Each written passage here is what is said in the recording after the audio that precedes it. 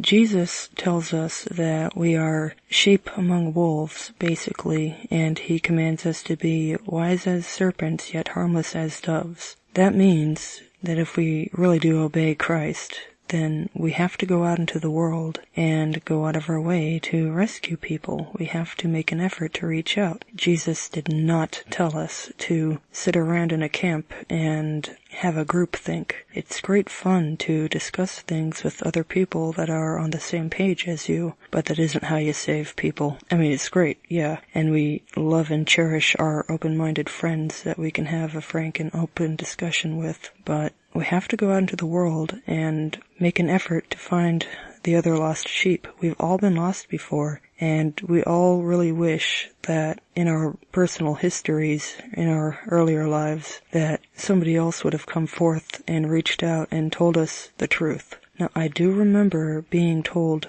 the truth by people who were not entirely honest. I remember being told about woman anatomy by a woman, but her associations, she pretends to be a Christian, but her associations and the things she does tells a different story. And I was also told about Swyer syndrome by a person who told me she was a woman, but this person was actually someone with Swyer syndrome. They will often tell you the truth as if it applied only to other people and not to themselves. It's one of their tricks. They'll say a truth, but then they don't tell you what they themselves are.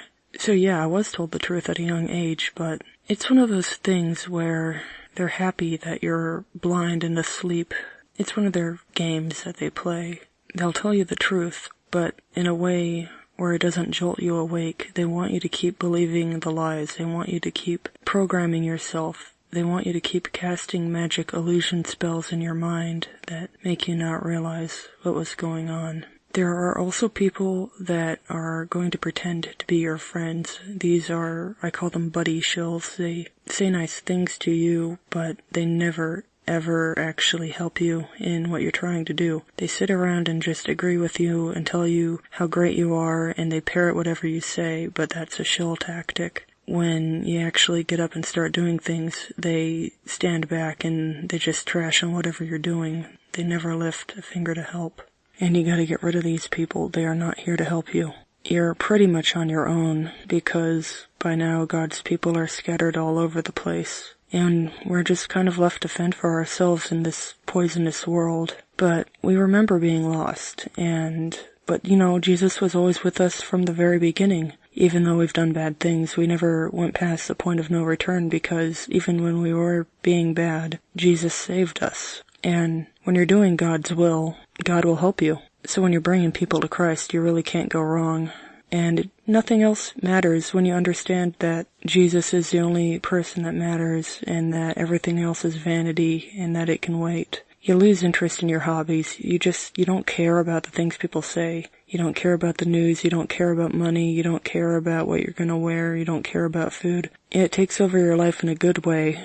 I do miss having the energy to work on certain projects. I miss being able to put effort into things, but now I can't bring myself to care. I just can't bring myself. I have no effort left. I have no spoons left. All I care about is Jesus, and I don't know when he's going to come back, but until then, I know what I'm doing. So, if you really want to get saved, you just gotta do what he says. You gotta go out there, you gotta find real people. Look for people that seem lost and confused, and now if you try to get overt with them, you'll scare them off. We've all been living in this world of lies. The big lie that is so big people wouldn't understand that it's a lie. The lie that we've known all our lives, and we think it's real because it's all we've ever known. But we have cognitive dissonance. So when you see a person that's freaking out, and they probably are misled at this point, they probably don't know what's going on, but in their heart they know things aren't right. So those are the people that you should approach. They're probably going to be extremely skittish and brittle. They've definitely been abused and treated poorly by the world,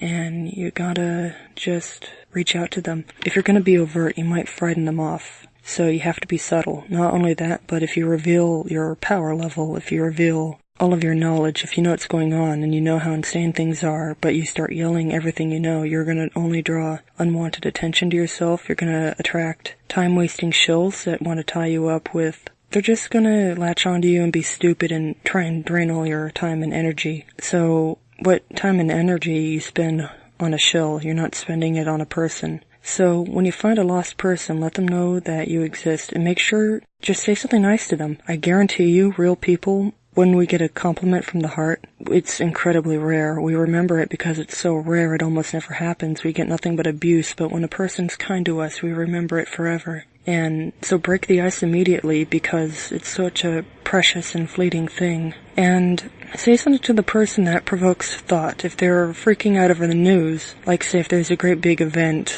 that you're not allowed to discuss, it's one of those banned topics, but if there's a great big scary upsetting event that gets a lot of news coverage, just tell the person, you know, these people that you see on TV, they're not very honest, and you'll often find them on YouTube doing various takes and reciting lines that they're going to repeat on TV, or point out continuity errors, point out how photos are staged, and just point out something that'll get their noggin jogging, something that activates their almonds, you know. They will connect the dots themselves. They'll get better and better at being observant and critical about what's going on. If they think evolution is real, just point out how great apes have changed over the years and the things that aren't right about them, like they always have these dubbed over noises. Just point out something small, something that doesn't freak them out or intimidate them, and just let them connect the dots, and they'll feel smart, and they'll feel good about themselves, and they'll feel more empowered to reach out and help others. It's a little bit of a hurdle when you force yourself to be outgoing, but it pays off. You get better and better, and other people will realize that you can be awkward at first, but it's so rewarding to break out of your shell and to help other people. It's like a major treasure hunt for the most valuable treasure there is, other people. There's just so few of us, but we can sniff each other out. If the freaks know who we are, we'll know who ourselves are, and we can find people like ourselves. So, just get proactive.